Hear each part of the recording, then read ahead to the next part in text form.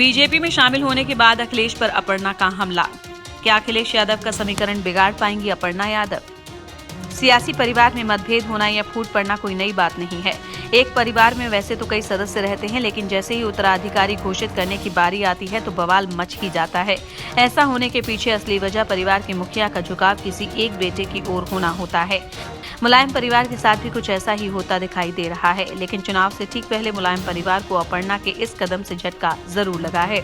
जानकारों की माने तो जिस मुलायम सिंह यादव ने एसपी की नींव रखी, उन्हीं की बहू ने बीजेपी का दामन थाम लिया।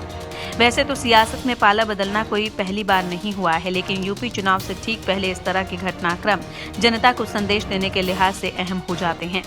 अपर्णा के आते ही बीजेपी को अखिलेश यादव पर हमला करने का मौका मिल गया और वो कहने लगी कि जब अखिलेश परिवार नहीं संभाल पा रहे तो यूपी क्या संभालेंगे। ये सब ऐसे वक्त में हुआ जब लोगों का समर्थन देख अखिलेश का जोश हाई है।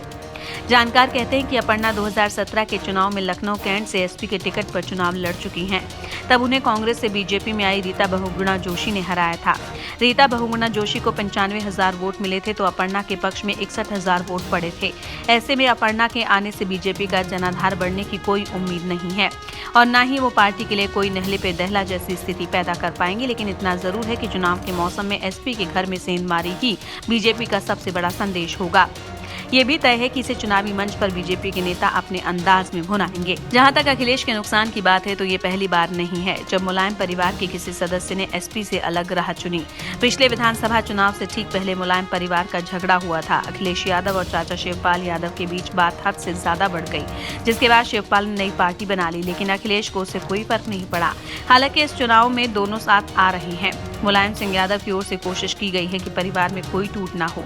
ऐसे में अपर्णा के जाने से अखिलेश यादव बहुत ज्यादा टेंशन में नहीं होंगे।